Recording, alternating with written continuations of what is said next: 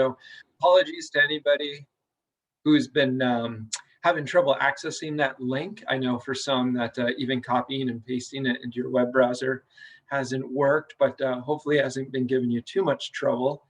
And I know for the VASCAMP steering committee, I was working with them initially to update it and get the relevant questions and information that they want. So that will be really useful information to be able to share not only with VASCAMP steering committee, but I think back out with you all. So you can see the trends for the senior centers and where we stand as a state in the variety of programming and supports and the things that are offered around. So really appreciate your participation in that and look forward to being able to share the report.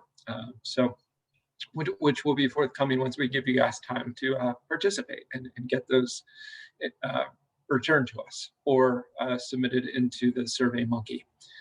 And also you'll see from me coming around, you've probably noticed save the dates. So we've got the July 18th and 19th, or I'm sorry, 19th and 20th scheduled out for two sessions that will be for the what we're calling a facilitated meeting, because again, we hired a facilitator, but really it's going to be a really nice opportunity to have a time to reflect upon and also discuss kind of what have we learned from the pandemic and this complicated system that we're trying to operate within this aging network and all that's trying to be done, over the last year, all these lessons learned and what we want to take away from that and how we want to apply what we've learned moving forward. So we don't want to lose sight of any of those lessons, and we want to make sure they're captured again in a organized manner. So that's why we decided to do the facilitated meeting, and it'll help with getting it, everything sort of documented, and then also be put into sort of a nice report of like action steps to move forward and take what people have reported back to us and apply it and try to make a difference so we can again take what we've learned from this last year and make sure moving forward we can continue to do the best that we're able to. So that's a couple quick updates from me. I know from emails that were coming in earlier in the week and the last week that there were some questions around where this federal funding level, or not levels are, but some of the federal funding updates. And so as you recall, there was sort of a variety, right, of additional funds that came through in different forms and at different times from the federal government as related to COVID relief packages. And the money, excluding American Rescue Plan, that's the only thing that hasn't gone out yet, and I'll explain that in a minute. But excluding that, the additional funds have been pushed out from the state, and right now, it's the area agencies on aging budgeting that and figuring out how they'll be using those funds. One of the things that the federal government did is that they put a no-cost extension on all COVID relief funds, which is a real benefit for us because what that means is that initial spend down date of September 30th, 2021 has been extended to September 30th, 2022. So, a couple benefits there, right? It gives you more time to plan. It gives you more time to come up with how to best utilize these funds to make the greatest long-lasting impact. While they're one time in nature, we don't want to lose sight of the fact that it's a very rare opportunity to get additional funding. So with the flexibilities that we have with Older Americans Act dollars, you're really making sure that they're being maximized, right? And that, as I said, how they're being spent can have some long-lasting impact and improvements for not only the service providers, the AAAs, but also, for those who are receiving the services, putting them first, thinking about what they want, how they want services, and really trying to make sure that we're implementing a system that's best for the people who are participating. So with that, as I said, you've got a variety of funding sources out there that have been pushed through to the AAAs, and they're doing the budgeting process. And with that no-cost extension, it allows for that extra time to plan, which, as I said, is really nice. And then with the American Rescue Act funds, that's that most recent package that came through the federal government. And one of the things that they did with this round of funding is that they required a state match. For the previous additional funding for COVID-related packages, there was no match requirement. So it was really easy to have it come through and just plug it into the intrastate funding formula and move it through to the area agencies on aging. This time around, the state needs to identify where the funds are going to come through, get approval for those funds from Joint Fiscal Committee, and then be able to put them in as the matching dollars. So with it being the closeout of the state fiscal year and our business office doing all of its invoice paying, and also attaching onto these, getting approval for these additional matching funds, that is slowing down the time frame a little bit.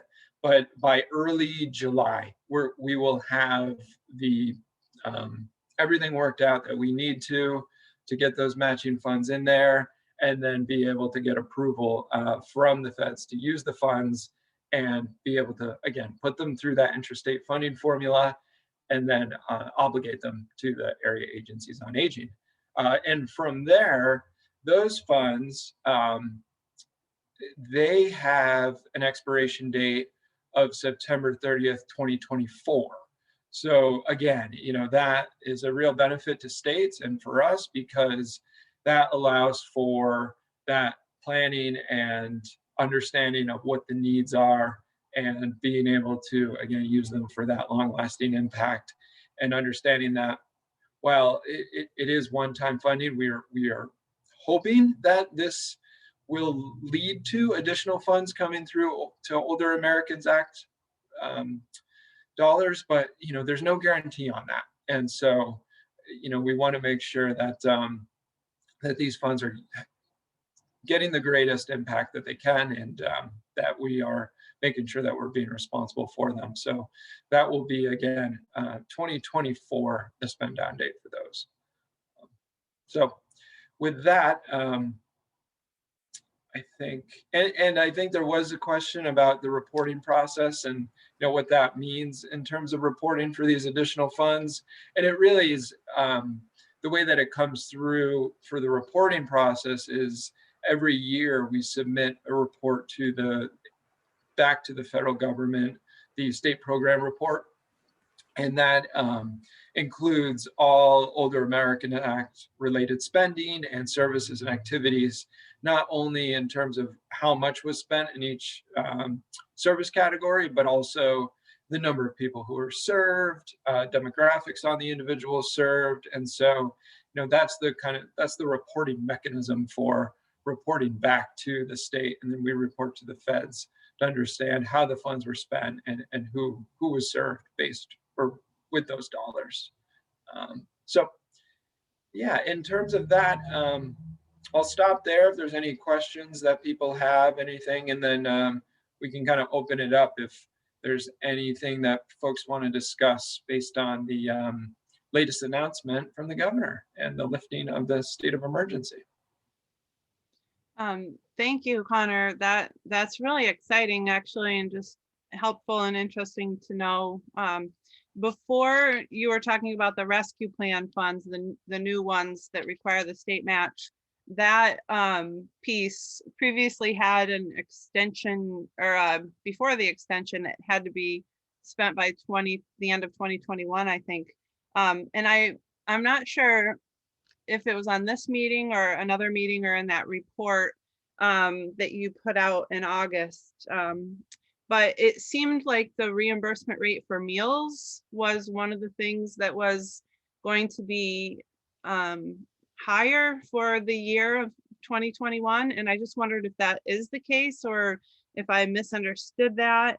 And is this the same money as the 840,000 that was reported on previously, or is this different money? No, no. So yeah, the 840,000 is a nutritional supplemental funds that came through. And then you also have the CARES Act and then the Families First Act funds that were given the no cost extension. And in terms of that funding reimbursement and the rate at which you're being reimbursed, you know, I know the report recommendation um, did include language around that, and there was the state legislature dollars for the additional COVID relief packages that came through that specifically included the reimbursement rate being raised. But in terms of how these federal funds will be used, that is at the discretion of the area agencies on aging, and working with you guys to understand what the implications are of the reopening process, of what this last year has meant in terms of your costs, and really trying to communicate as much as you can around what the numbers are, and seeing where then with these additional funds how they can be best utilized to support, whether it's through a reimbursement of a higher rate or a one-time additional bump that might be able to actually be better utilized. I think it could depend on from senior center to senior center on terms of what would work best and how to best maximize that. Okay.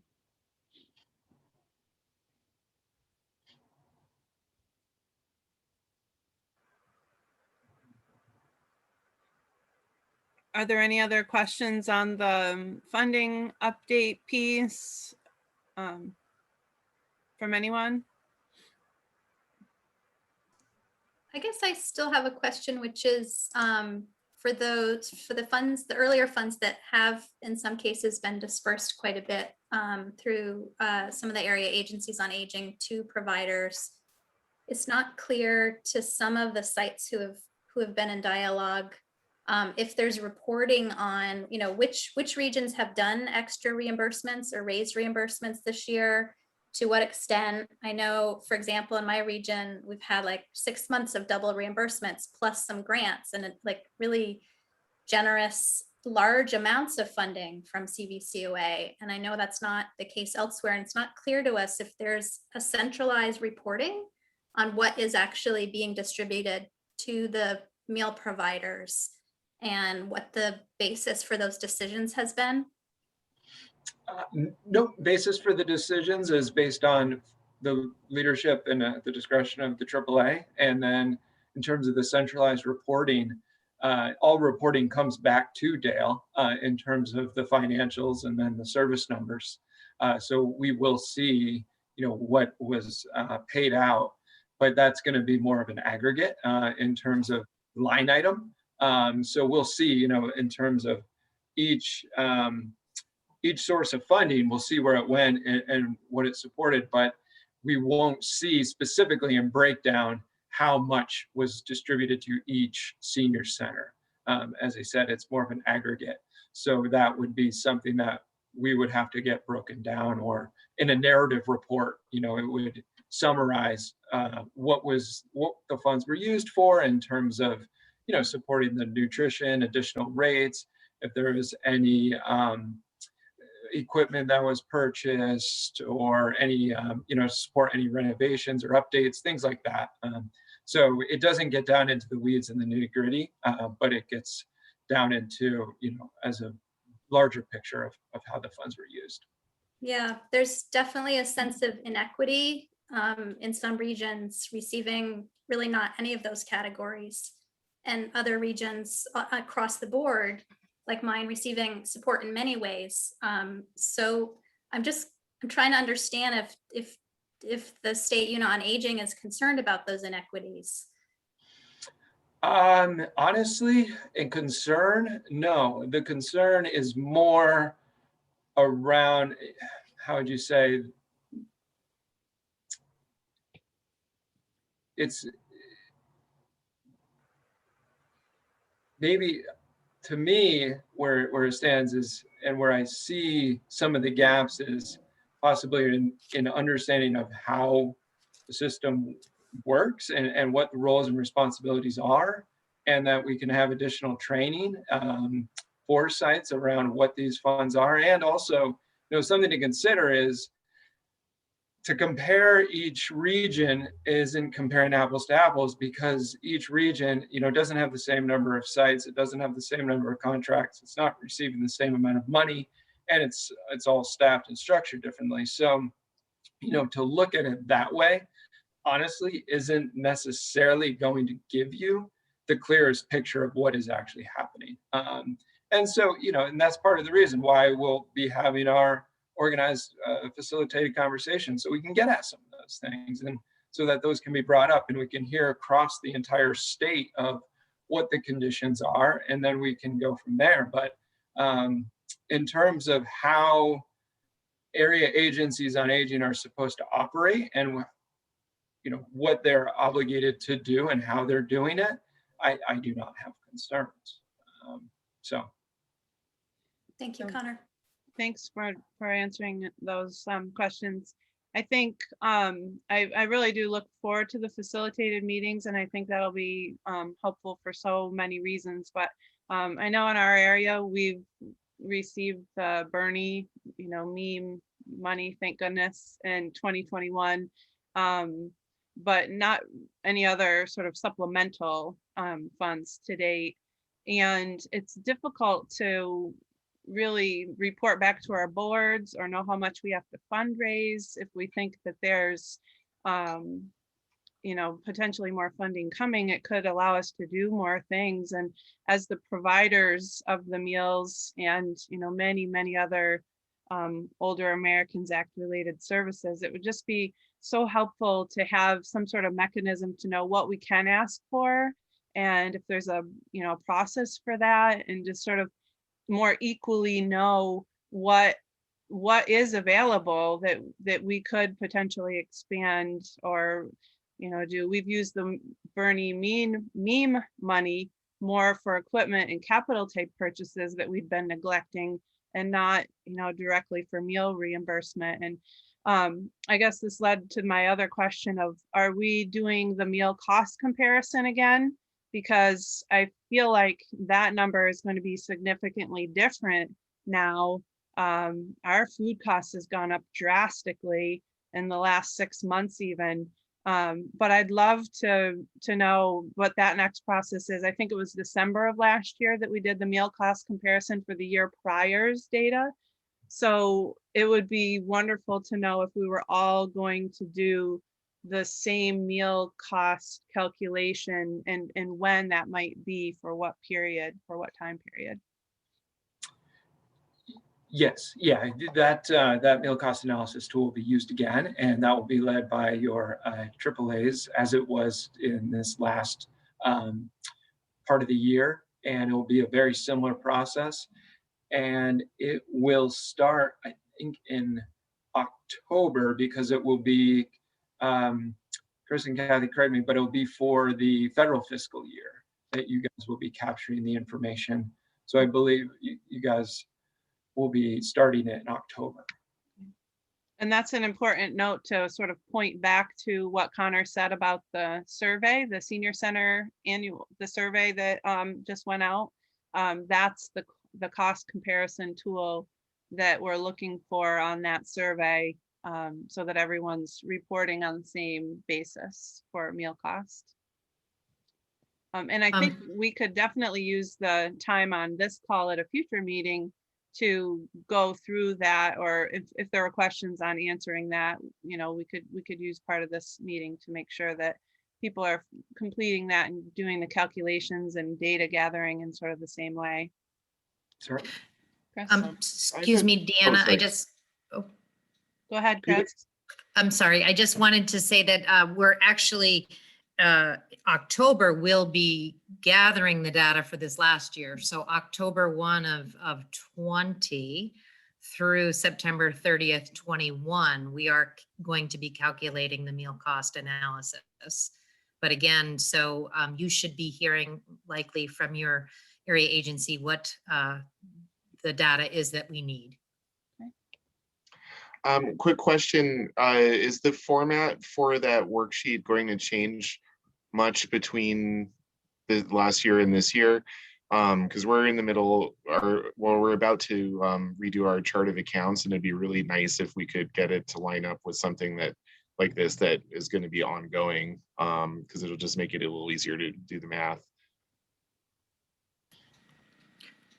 So I think the format is very similar. There's been a few tweaks, if you will, and there's been a very clear definition of terms defined by Dale. So the nutrition directors just received the final definitions. I think it was 2 weeks ago. So you should be seeing that soon, so that you're very clear on what every line means and what you should be, you know, including in that. Perfect. Thank you. Good. If there are no other questions on funding or comments, responses to anything, let's go to the next portion of any questions and answers around the governor's announcement and reopening for Connor and Angela to address for us. Sound okay? All right. Are there any questions on that? We're reopened. Right, yeah. And we don't have to wear masks if we're emergency. vaccinated. Us at Northfield, we're reopened too. Okay. We're reopened, and we used a wonderful sign that Jana had found and posted in Montpelier that says, vaccinated, masks are optional, or unvaccinated, masks are required. And that's where we're at. Our dining room is reopened, and wonderful to see people together. We do a plated seated service, and we still do have tables spread out a little bit, and we have things moved into different parts of the building that we didn't before.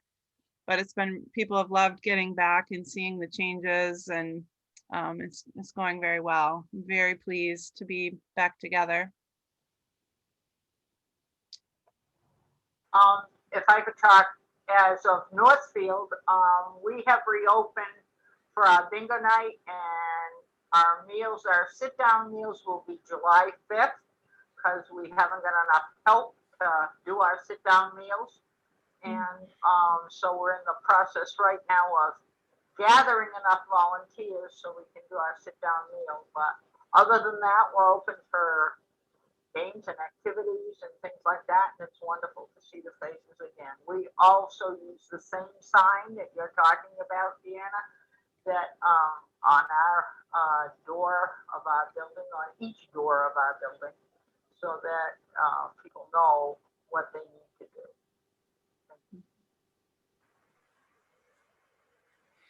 A couple answers to other questions that came in via email this month, and Connor answered offline. The contract tracing is no longer required. Some folks do it anyway because they use computerized systems, but you do not have to do manual contact tracing anymore. Most folks know, but no temperature checks as well.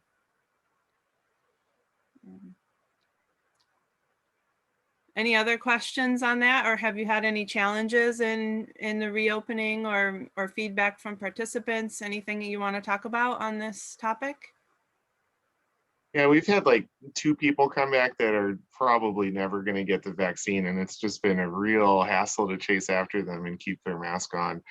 I mean, we figure if there's just the 2 of them and everybody else is vaccinated, it's probably all right. But you know, it is a challenge, and especially you still want to, you know, you want to treat everybody with dignity and respect and still be welcoming. But it's hard to do when, you know, those particular individuals feel singled out. I mean, of course, it's their own, you know, they have control over it, but I'm sure we're not the only one. Hi, this is Lori. We're at the Springfield Senior Center, and we are open now. Right now, we actually have a game day going on in the activity room. And we have a sign, unvaccinated, masks are still required. I can't ask if they've been vaccinated, but everybody will tell you, they're all excited. There is one or two that are not, and they wear their mask. I mean, they just automatically wear their mask here, but everybody's just been so glad to see each other. Some people hadn't been in here in 15 months, so it was nice to see them back. And they were, I mean, they just come early to activities just to visit with everybody. We did a bingo. We've done cribbage, drop-in cribbage, drop-in shuffleboard, because we usually have leagues, but they were canceled. And usually our summer is a slow time, but we're doing a lot of drop-in activities just to get folks together and get them back. And that's what they want. I mean, it's going great. I love it. It's awesome, Laura. Anybody else want to share about reopening or any thoughts or concerns? We had decided to schedule our annual meeting, which we traditionally do in late June, and had of course skipped it last year. And we planned it as a hybrid event and thought we were going to have to limit the number of people in person. So it's exciting that we'll be able to have more people in person if they want to come to the meeting. It's not usually a huge turnout event, but we're hoping maybe this year with you know, it being one of our first bigger events that we'll have better turnout. And we've decided on kind of the model of the cafe meals that some sites, including Thompson, are doing to spread tables out with our curbside starting in July, inside and outside, and a lot of different scattered places. So people have more choices about where to eat. And we're looking forward to that. Okay, I'm Cynthia, and I'm the director at the Brattleboro Senior Meals. And this is all relatively new to me. I came on during COVID, so I haven't had any experience with the congregate dining, except that I was on the board of directors for about 6 years before I came on in this position. We're going to be opening for congregate dining on the Thursday after the 4th of July holiday. It's going to be limited seating, and it is going to be spread out more than what we did previously. And to begin with, we're going to have it by reservation only, so we can monitor the amount of people coming in and out. What we're experiencing right now is because of the number of Meals on Wheels that we prepare and distribute as a result of COVID, almost doubled our Meals on Wheels activity, trying to schedule the kitchen and get additional staff to help out with this piece is just a little bit challenging, trying to get people to come in. We also have some kitchen staff that left, and we're trying to employ some kitchen staff as, general, kitchen help, which we're finding it very hard to find people to come in part-time to do that. But right now our concern is just bringing everybody in as much as we possibly can, and being able to serve them with the staff and the volunteers we have with the limited seating. But we're anxious to start up again, and everyone that has come into the center, because we share it with the Brattleboro Senior Center, it's all very positive. We also have a couple of individuals who are not vaccinated, one being a volunteer, and though she may feel just a little singled out, she wears her mask, and everything is going well to this point. So we will see. Great to hear from you, Cynthia. Welcome. Cynthia, that's the way I feel too. I was new, started last summer in the middle of COVID, and I almost could repeat verbatim what you said. We're starting slow. We're opening July 6th. It's difficult finding volunteers. A lot of the volunteers in my kitchen want to be dining room servers. That was their traditional space. So I've reached out to Creative Work Solutions. I think they're statewide, but here in Poultney, they have access to like 5 different groups of people. Like one is Reach Up, one is Vermont Training and Development for people 55 and over that are looking for a different type of job. The state pays for them, and then they seemingly volunteer here, but the the state gives them some kind of stipend salary. So I'm trying to blend in a few of those volunteers in the kitchen, especially because our volunteers in the kitchen are worn out. They were the only ones all winter, and they don't want to do dishes anymore. They don't mind chopping and making Meals on Wheels and preparing the coolers, but they tire out. They come in at 8 and they tire out by 10:30. So I really am leaning on these creative work solution agencies to help me with dishwashing to start. And then I'm also going to the high school because summertime, the kids need some work ethic skills, and maybe I'll find some help there. But we're not opening for anything. The board wanted to maintain July 6th, and we're holding on to that.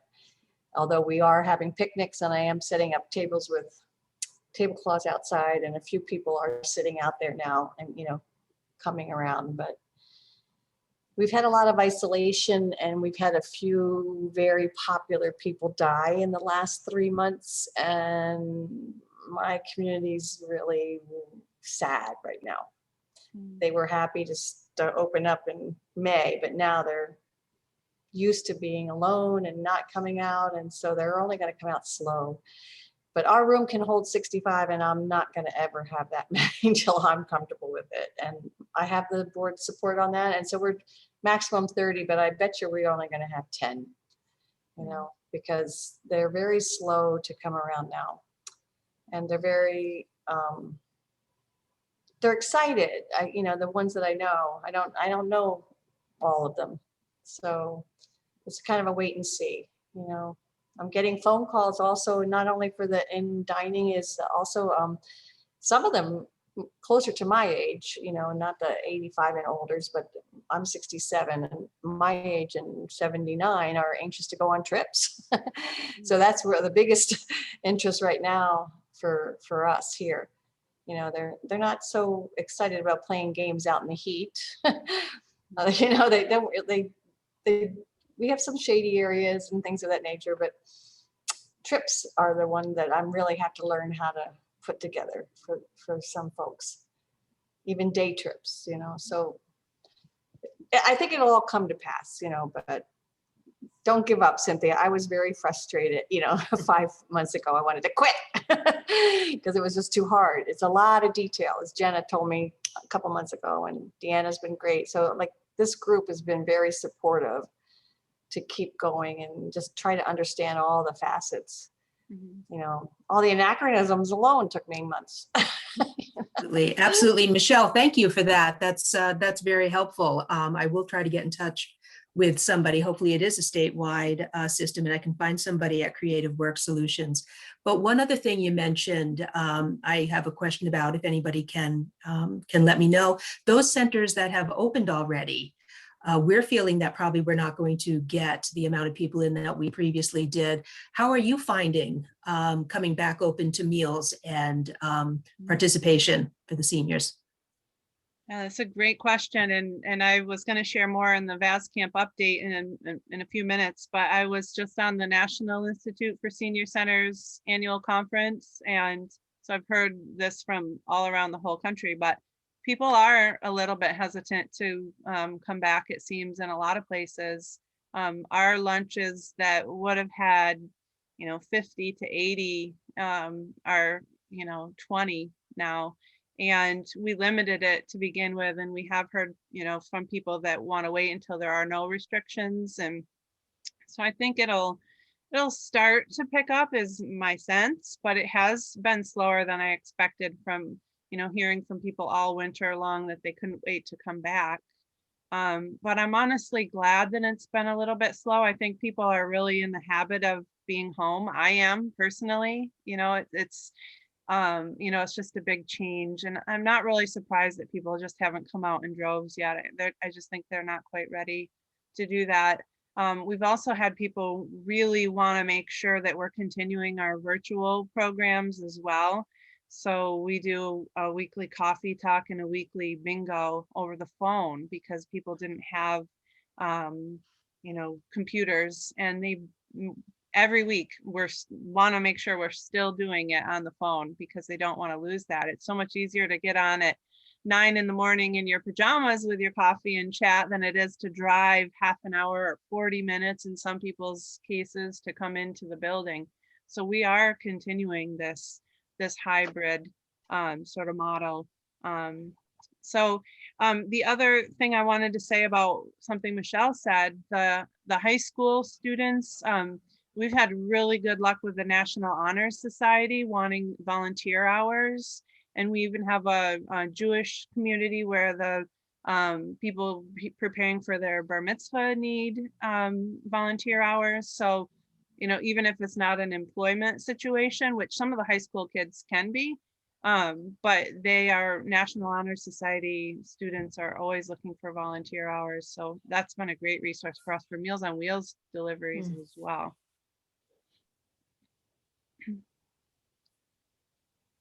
And Janet says in the chat, the nice weather too. I think I agree. Yeah.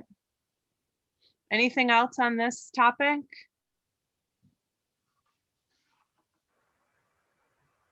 Joanne looks like she's coming on. We've just been really overwhelmed and amazed with the number of people who have been coming because we have the outdoor shelter. So all of our exercise classes are going full tilt with almost the same, if not larger, enrollment. And we started doing these outdoor picnic lunches, and we have one this Friday, and we have 95 people coming. It's going to be on the lawn in the back of the community center, and people bring their own picnic chairs, and the meal comes and it's in a little shopping bag, all the elements of the meal so that they can sit and eat. And we have music. We have our ukulele group that provides music while people are eating. So that has just taken off. And we've offered indoor now to a lot of our exercise classes, our bone builders and our better balance class, and they prefer being outside. They like being in the shelter. So they haven't come in, even though we have offered that to them because they're small enough to be in our wellness center or our dining room. One of the questions we had is we'd like to start in July, bring back our coffee hour, which was always every Friday morning. And in the past, it's always been a buffet style. And people who come to coffee hour would bring some sweet rolls or whatever, and they would serve themselves coffee. And I guess Lori and I have been chatting back and forth about, is that safe for them to be doing a buffet style, or should it be a service style where we provide, you know, they come up to the counter, get a coffee and a Danish and go sit down. Has anybody approached that yet?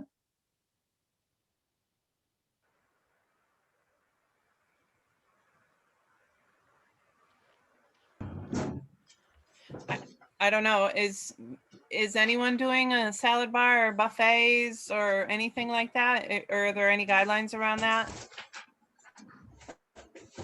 We in Brattleboro have determined not to do a salad bar.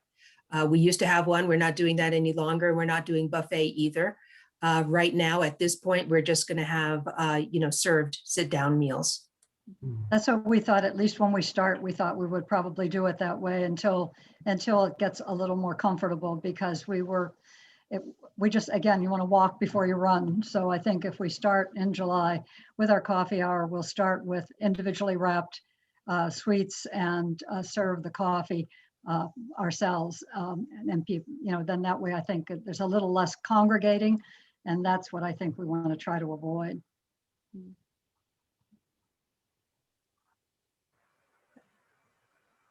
Anything else on this? Okay. Let's keep going with our agenda. The next thing we had on our agenda is an update from the AAAs, and I think maybe Chris and Wendy and Kathy are going to share with us. We asked to have an update about two things. Last month, the topic of evidence-based programs came up, and we know they're working on a project related to evidence-based programs. So we asked to hear more about that and understand how maybe it could come out and be hosted at sites, at senior centers or meal providers, or what else they had in mind. And then we asked for a second part of the update about the Older Vermonters Nutrition Coalition and how we engage, what they're working on and how we engage with that.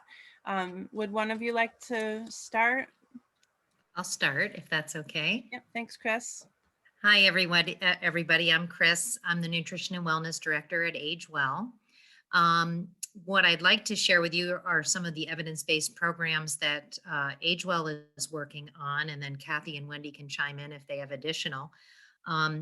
So as area agencies on aging, we receive some money that is earmarked for specific evidence-based programming in the health promotion world. And we are required to follow a very clearly designated list from the ACL, which is a Association of Community Living. And they have a tier 1 evidence-based list. There are 50 plus, maybe as many as 80 different programs that we are able to fund using the Older Americans Act 3D funding. These programs, focus on things like nutrition, as well as physical activity, chronic health disease management, mental wellness type programming, as well as substance abuse and so forth. So depending on the agency on aging, we've chosen different programs that sort of align with our own mission and our own strategic planning. So at Age Well, we offer Tai Chi for Balance, which many of you know is offered statewide. It's sponsored through the Tai Chi Vermont program. They were able to get the designation of evidence-based programming through the ACL. And so our volunteers that Age Well recruits for to be volunteer instructors go through their training, their certifications. They have levels 1, 2, and 3, and Age Well then pays for their certification. Those volunteers then in turn go out to the communities that they live in or they serve, and service area of Age Well or other agencies, and partner with senior centers or community centers or faith communities or places where they might be able to host a program at no charge to the older Vermonters. So again, the programming is such that we at Age Well or the other agencies fund the certification for those volunteers. Those volunteers then go out and teach at no cost. And then it's sort of in return, if you will, there's data collection. So there's registrations, there's a pre-test, a post-test, and certain data points that we need to collect so that we can report back through to the state and so forth. So depending on the agency, would be dependent on how many volunteers and how many programs they actually have in their area. Another program that we work with is called A Matter of Balance. That's an evidence-based falls prevention program. And again, that is more of a support group that is provided to individuals who are so fearful of falling that they've self-isolated. So prior to the pandemic, when no one was self-isolating, these people, maybe they had had a previous injury, a fall, maybe they'd had a hip replacement or something. And they were just so fearful that it was going to happen again that they didn't leave their apartment or their home or didn't join in a meal site or didn't go out and see friends and family. And so this is more of a group where we train with a master trainer who goes out and trains volunteers to run support groups, if you will, 6 to 8 people. There's 2 instructors per group, and they meet twice a week for a period of 6 weeks. And then as a result, the individuals will have some coping skills and build some strength, perhaps, and balance techniques to prevent future falls. Another program that we work with is something called Eat Smart, Move More, Weigh Less. That I know is offered in Age Well service area as well as Southwest Council on Aging, and I believe Senior Solutions area, but Wendy can jump in. No, oh, she's shaking her head no. So 2 areas. And that program is a nutrition and physical activity program that is taught by a registered dietitian. And the unique thing about that is it's completely online. So we have purchased with that funding, as I mentioned earlier, slots, if you will, to give to people so that they can sign up online and meet weekly for 15 weeks. it's behavior modification. It's talking about strategies to eat and improve people's eating habits and increase their physical activity. And as a result, they may see a slight weight loss, 5 to 7 pounds over the 15-week period, and a drop in blood pressure.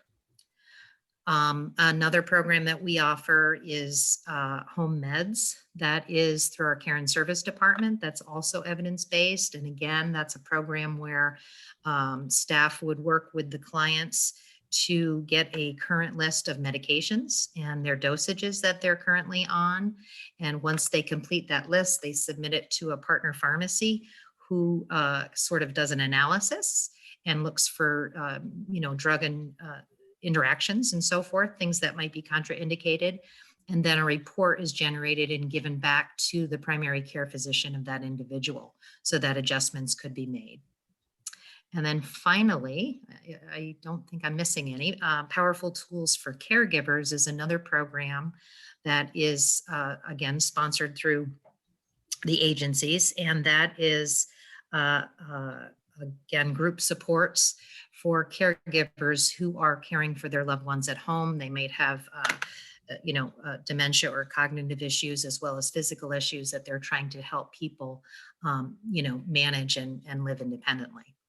So all of these programs, again, are, as I mentioned, on that ACL Tier 1 list, and they are sponsored through the agency, and they could easily be, working with senior centers to offer similar programs.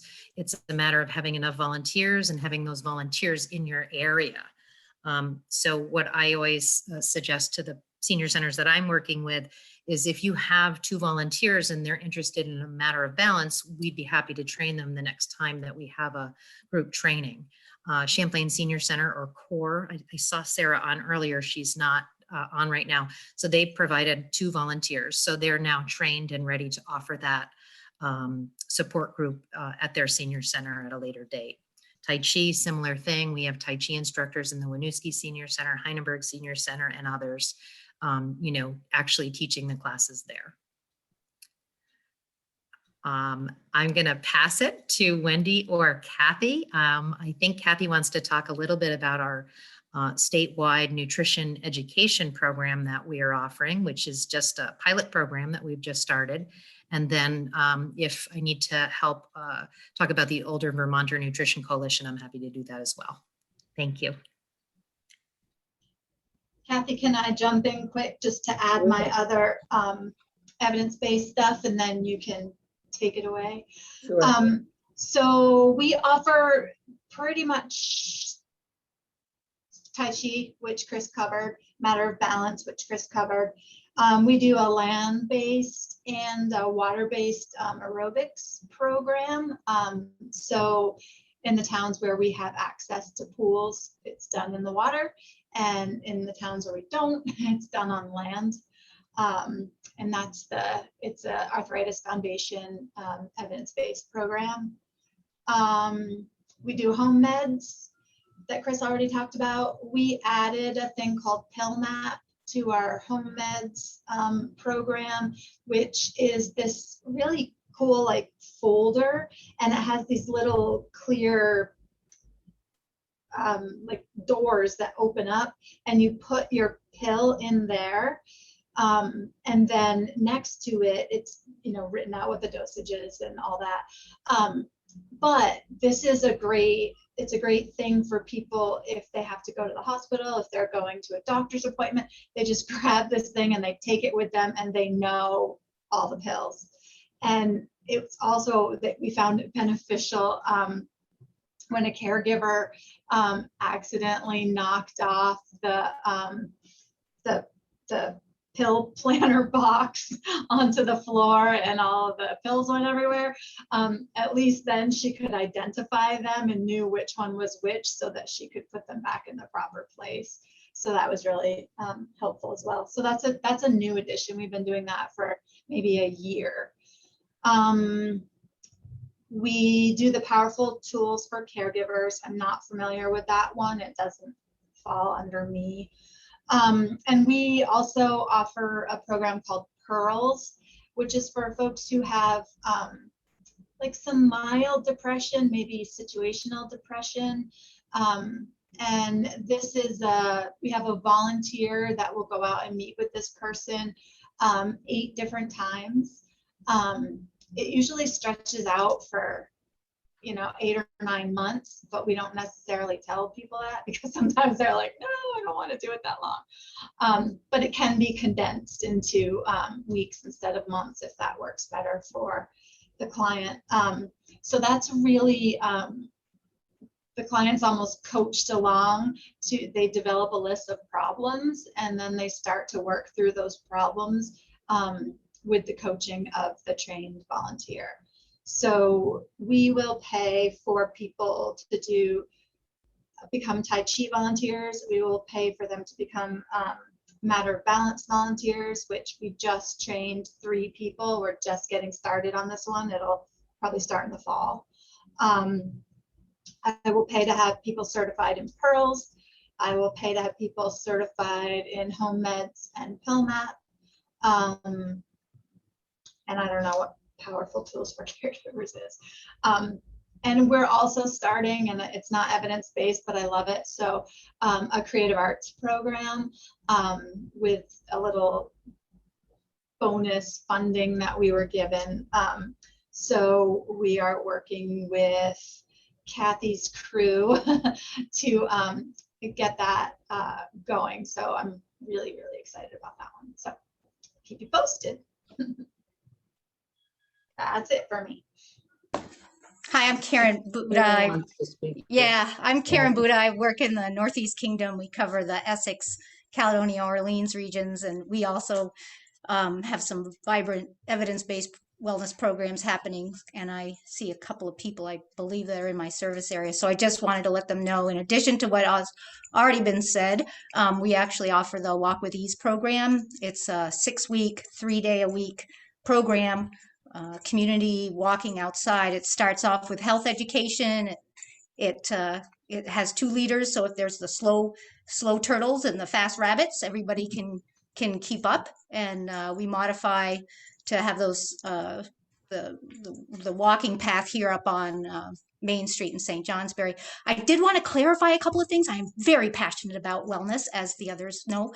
And A Matter of Balance is actually a cognitive restructuring program. It is even beyond being a support system. It is a vibrant discussion group that just bubbles up to the top. It is really about fear of falling, whether they have fallen or they've seen or heard other people that have fallen. Fear of falling is real, and it often leads to an inactivity or a limiting of activity, which, as we know, can be deathly. It starts the spiral. So it is, however, offered in 2 ways. You can have 8 weeks, 1 day a week, or you do 4 weeks twice, 4 weeks for twice a day for 4 weeks. But I think it's Friday afternoon.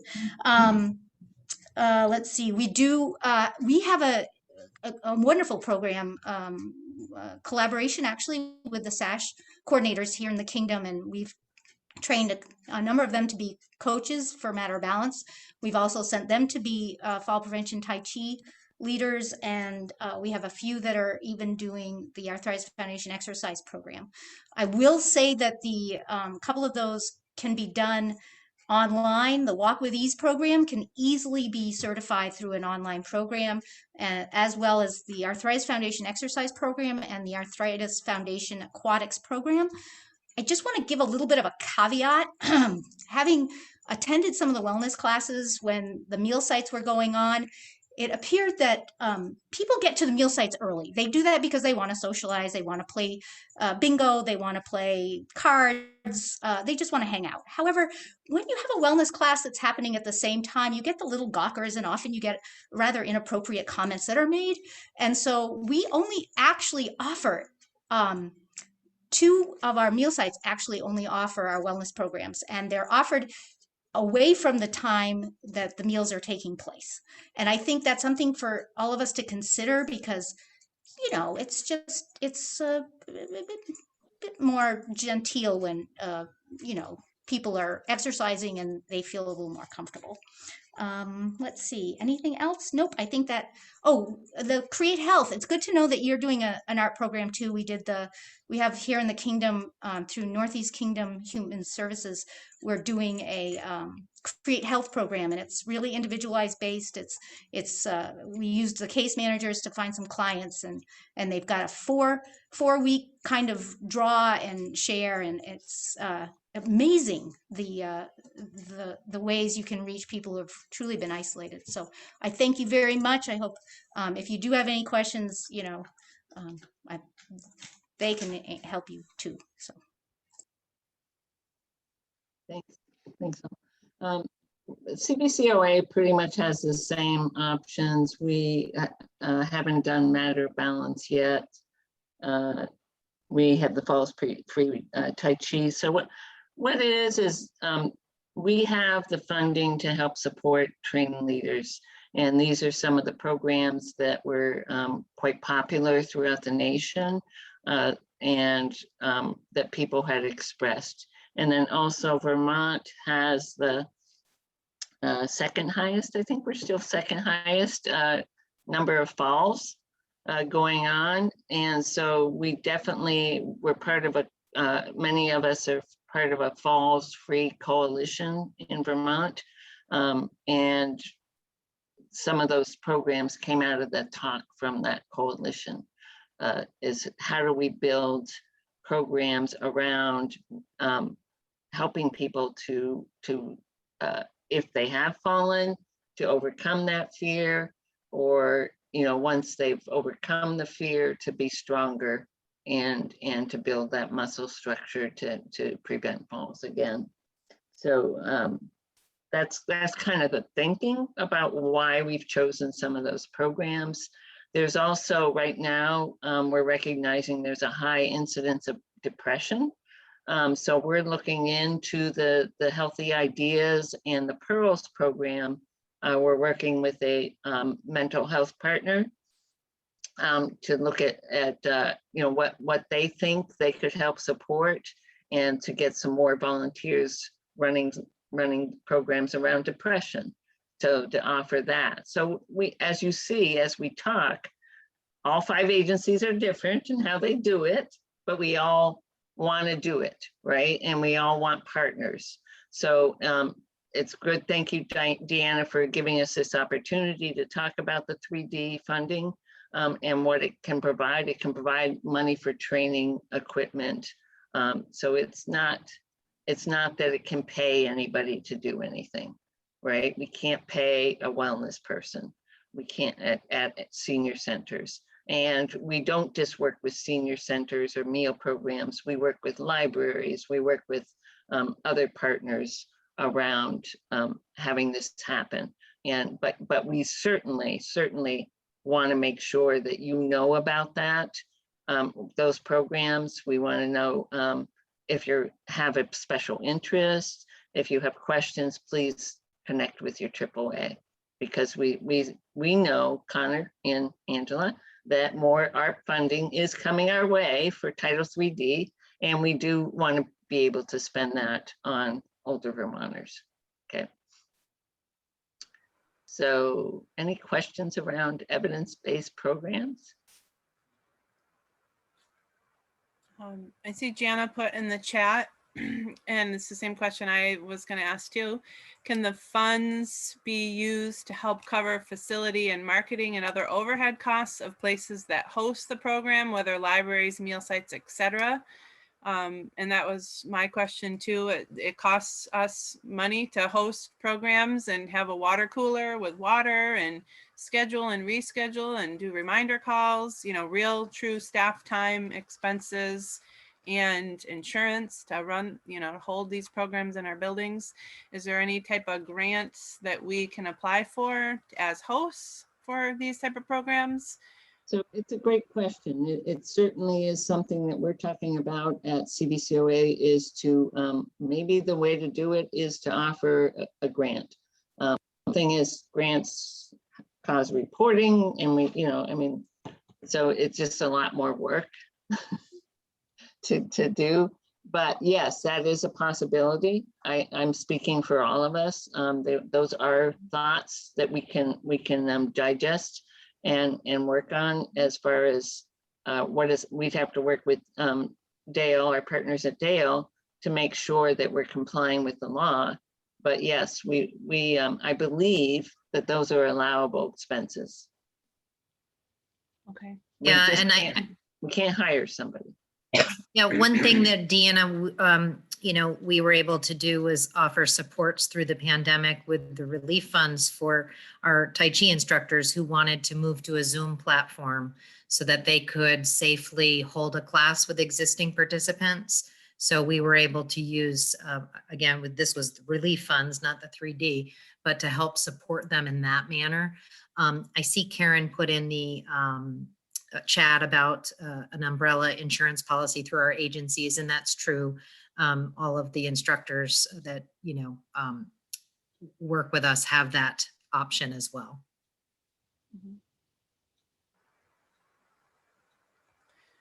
No other questions in the chat. Any other questions out there on this topic?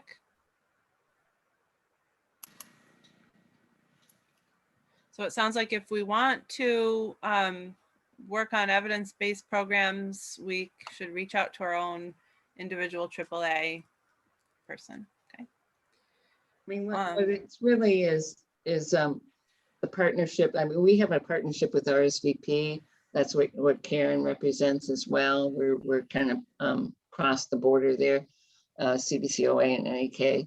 But we, they're the kind of the recruiters or volunteers, but they work with the partnerships of the senior centers as well. So it's all about building that system around a program that is effective, and makes a difference in people's lives.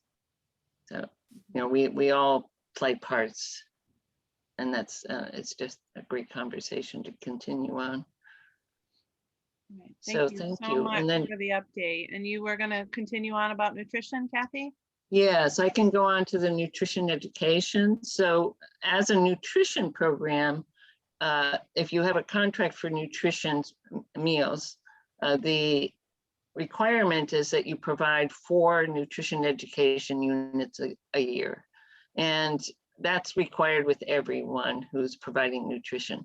So what we did is, as a nutrition director, statewide nutrition directors, has said, like, we each hire dietitians. We contract with a dietitian to do this nutrition education. And COVID allowed us to do something online. So we said, well, let's just jump the gun and put this together. So we worked with our registered dietitians for topics. We found a partner. VNH Care is a local Vermont, New Hampshire home health and hospice agency.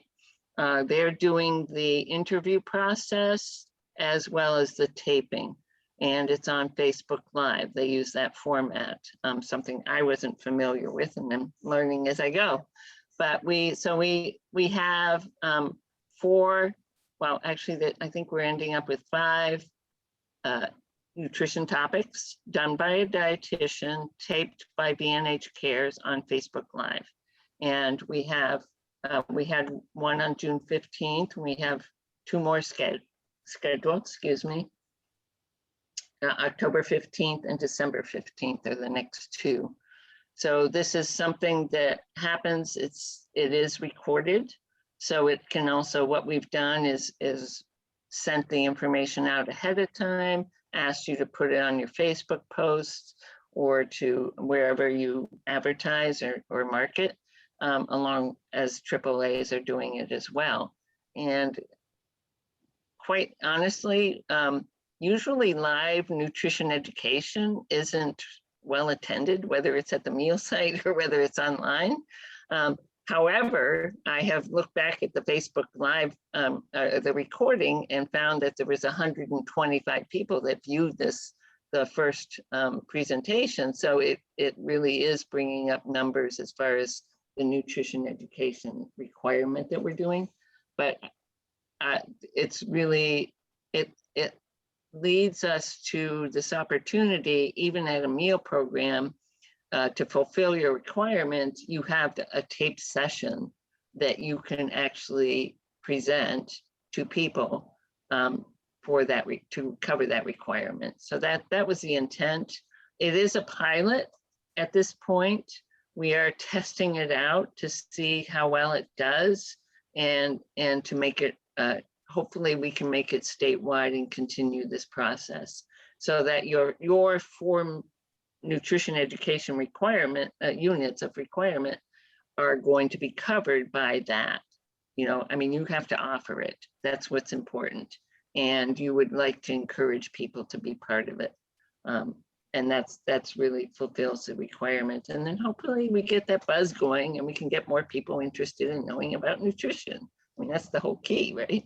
Is And the live session, it gives people an opportunity. If they're on there, they can go ahead and type in the chat and ask the questions, and the dietitian and the interviewer from VNH Cares actually can interact, which is pretty cool.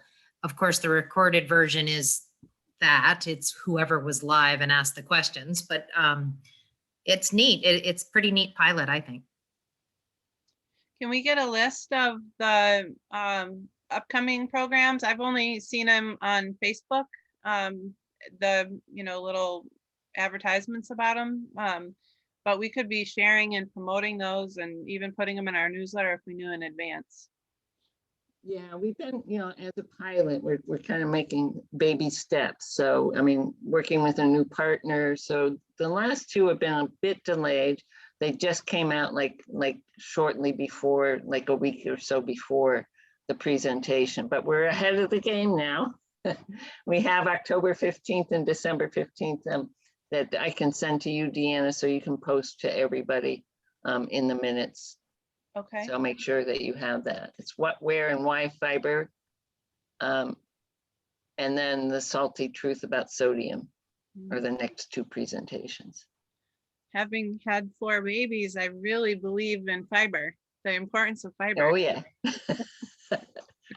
We can call it roughage if we need to get another generation going. Not all at once. They were over 17 years, so. Okay.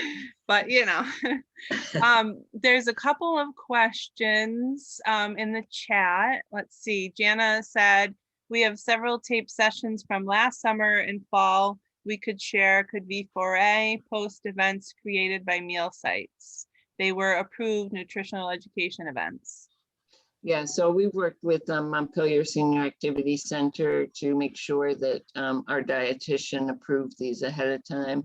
And this is a great segue, thank you, Jana, to go into the Older Vermonters Nutrition Coalition, which was built as really as a V4A was spearheading it, Janet Hunt. We meet as nutrition directors on a monthly basis, and we're overwhelmed with a lot, just as you are, with a lot of older Vermonters, aging Vermonters, and all the needs. There's a lot of needs. There's case management needs, there's option counseling needs, there's family caregiver needs, but we were looking for more partners in the nutrition side. So that's where the Older Vermonters Nutrition Coalition came together. And we built a mission and a vision. And it's basically bringing people together around the table around food access for older Vermonters. And the key is nutrition, and the other key is older Vermonters. There's a lot of food access people out there for all different ages, but we want people to sit at the table and know about older Vermonters, and we want them to talk about older Vermonters for us, because we sit at the table. I find it successful when they say, what about older Vermonters? And I don't have to say that, right? So we have many partners. We've had providers from the VASCAMP group. We've had AAA nutrition directors. We have the Vermont Food Bank. We have state representatives from different agencies. We have had UVM there, we've had Cove there, we've had, we have a representative from the VA, and who else am I missing? And food and Hunger Free Vermont. So, and we meet on a monthly basis. Our first step out to achieving something was to make a resource guide around older Vermonter nutrition programs. So that includes the CSFP, the farmers to family coupons, not the temporary ones, but the ones that are always out there for older Vermonters. 3 squares, 3 squares and a SNAP. So it's specific resource guide, and I think it's been shared. We can share that again around nutrition, not just and meals, I should say too, but it's nutrition programs for older Vermonters and how to access. So, and then we also have built a website that we're rebuilding. We actually took that over because there is, Jane sits at the with another hat as a V4A leader, but she's she's interim. So we as nutrition directors have, Wendy and I actually have taken over the webpage and are creating more details in there. We're adding, thank you, Dana. I would like to take some of those, all your videos and put those on there. So that way we would have a place to house all the nutrition education videos. So there would be one place for you to go. Okay. So, can you tell us questions from the chat? What is the webpage, Kathy? Help me on this. Older Vermonters Nutrition Coalition, written out, I believe. And then while you're working on that, when is the monthly meeting? Is it open to any provider? What's the scoop about that? Yes, it's the 4th Wednesday. We have one on the 23rd. Yeah, 23rd. Do you want more providers on it, or? Yeah, I think, the challenge in the past for getting providers to the table was the travel. And now that we're doing it online, that barrier is broken. So I think I would love to have the voices. We speak, I'm with my people's, us, your peeps. We're sitting, we sit together quite often and talk quite often. So, I do feel that you are represented, but I would love to have your voices at the table. It's all about pushing it out to making a louder voice around older Vermonters nutrition. So it's more advocacy than education focused? I believe that we will be working on advocacy this next year because we are still looking for that $1 million from the state. We do still need, as you all know, we need state funding to help provide for these meals programs. So the nutrition program. So we certainly, yes, I can say yes. So I'm the leader for the next 3 months, so I can put it on the agenda. Okay, so it's the June 23rd is the next one. It's the 4th Wednesday of the month. And what time are they? And how do people get a link if they want it? I just put a link in the chat box. Thank you, partners. Yep, and there's also now a link, Jana put in the resource guide link. It's a trifold, it's colored and you can print it. We've been distributing them statewide.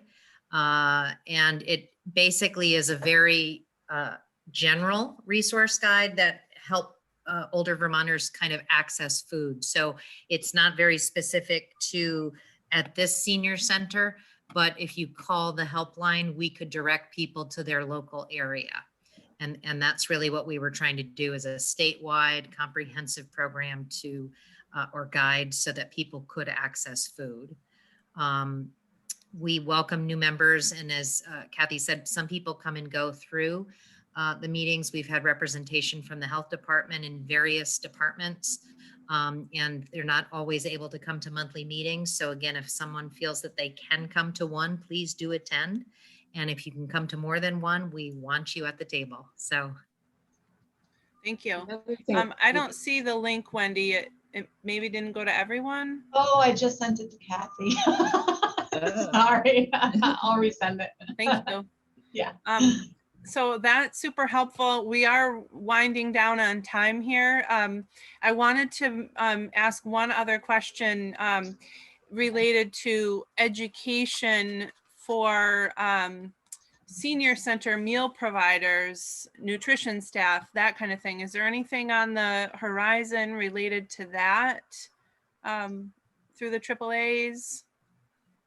Expound on your thoughts there. You know, I think that that would be individual up to the different AAAs. I know that, you know, each of the nutrition directors have their own meetings and communication with those sites. What was your question again, Deanna? Nutrition education. I had a wonderful conversation with Nicole. I'm going to put her on the spot, but she has such good background in nutrition programs, specifically with schools, and just the sharing of ideas around even, you know, special meal diet programming, or, you know, managing meal programs, safety, education. I just wondered if there was any way or anything in the works for AAAs to, you know, especially with a virtual platform, is there ways to do training for nutrition provider staff? Kathy? We're with this ARP funding that's coming our way someday, we are, as nutrition directors, looking at software to do menu analysis. And the reason that we're doing that is because I think we've mentioned in the past at these meetings is that we have an area plan that we have to provide. It's a three or 4 year area plan. And you have goals in that area plan. And one of the goals that we're reaching statewide is therapeutic meals. So we understand that we have a lot of people who have chronic conditions and and I shouldn't be speaking as a dietitian since I have Chris here to speak, but we are moving meal programs that want to say yes, I have a need and I want to move towards more therapeutic meals. These are steps that we're taking to get there, recognizing what those meals would be, and then how to analyze what we're producing, and then how to make it into a therapeutic meal for specific clients.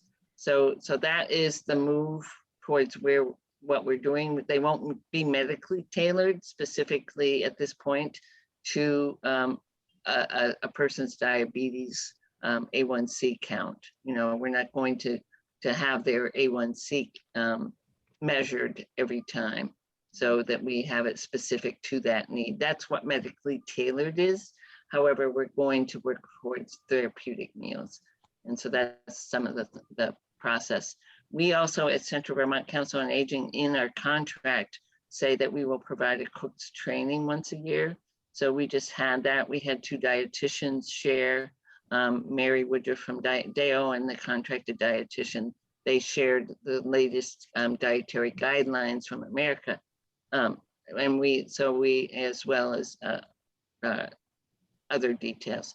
So we've done sodium training, but yes, you're right, Deanna, this is something that we could look forward to is why can't we tape some of these and then share them with everybody, and then have some sort of system that builds around if you have a new cook or a new chef, you know, what is our program different? How different is it from a school program or from working at a university, which is also a school? But you know, it's just, you're right. I mean, I think that would be a great next step, is to start looking at some of those thoughts of, and maybe let's come together with some titles of training and find some experts to do some of that training.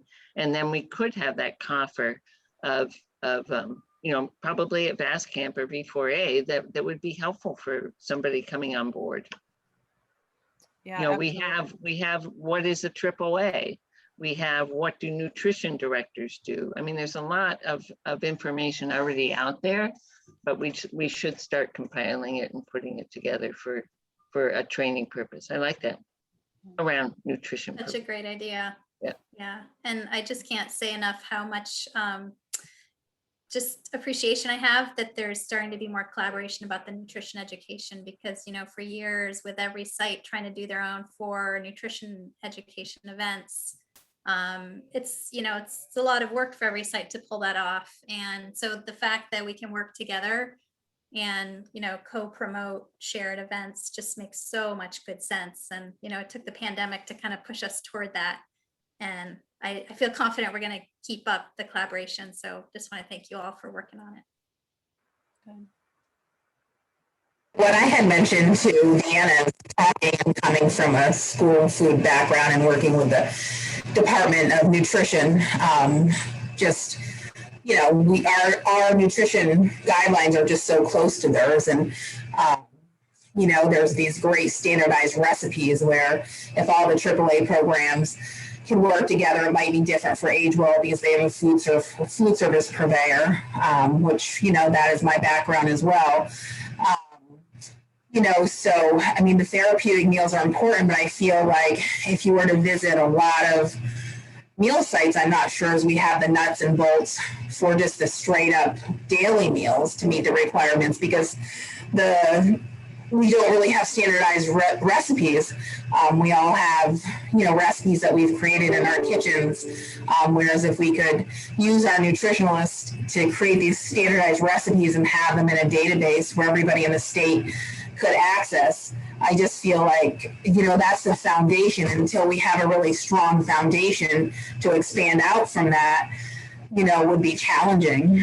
You know, and then I also talked about, you know, just all the AAAs working together to create buying power. You know, we should be a buying group and, you know, join up with, you know, some of the same buying group. You know, we're with a buying group out of New Hampshire, healthcare buying group, to get all of our trade costs down and other things that we all use. I just feel like, you know, we can ask for more money and $1 million, but are we doing everything that we can do, working together to get prices down and to utilize resources? I just think that's important too. I mean, we all do, we're taxpayers, right? So just things to think about. And having worked for one of the biggest food service purveyors in Vermont, you know, those are things that we did to keep meal costs down. So it's just kind of ingrained in me. And so I just share it openly of things that we could really be thinking about, as well as asking for more money. Yeah. Yes. And Nicole, it's worth mentioning too that there is some progress with the earmark process that we're involved in with that VASCAMP isn't involved in now with V4A. V4A is the applicant at this point, or kind of the fiscal sponsor of it. But if the funding continues successfully on the path that Bernie's staff is helping guide it, and we just don't know yet, we have talked about a VASCAMP established staff person being able to play a role in helping create that bulk group purchasing power. Mhm. So hopeful about that. Because, you know, you and everyone else in roles like yours and mine are so busy that it's really hard to create more time to do that. Yeah. Absolutely. Also great, you know, summer institute, you know, that, you know, I mean, could the AAAs or VASCAMP or, you know, somebody who had more clout than little me in Lamoille County, you know, could we partner with them and be sending our cooks and our leaders, our managers, you know, to that training?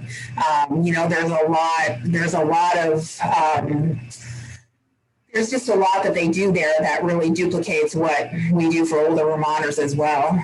And if it already is created, could we pitch in and apply funds so that we can be included in that and maybe help enhance it?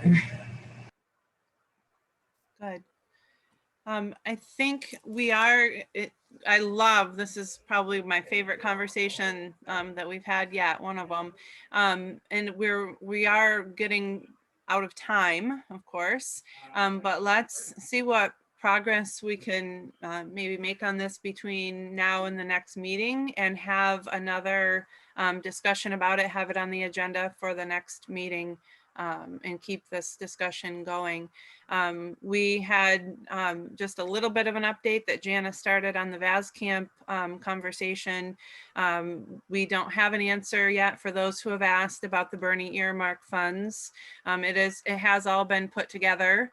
The VASCAMP position that we're hoping to be able to establish VASCAMP as its own 501c3, the request for wellness and modernization type funds for senior centers that you all could apply for, and a V4A project related to meal food bags is all being put together by Bernie's team as one application, with V4A as the fiscal sponsor, as Jana said.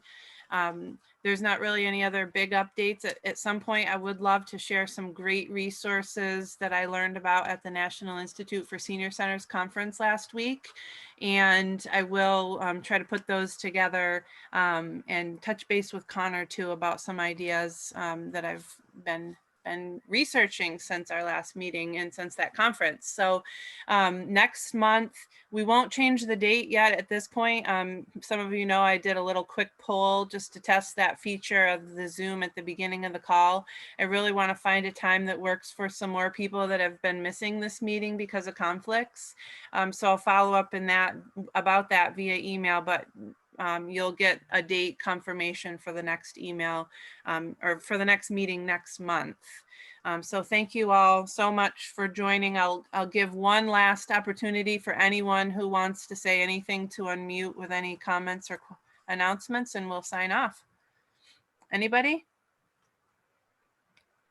Okay, everyone unmute and say goodbye then. We'll see you next month. Thank you. Sayonara. Thank you. See ya. Bye. You're all awesome. Thanks for being here. Thank you. Bye. you.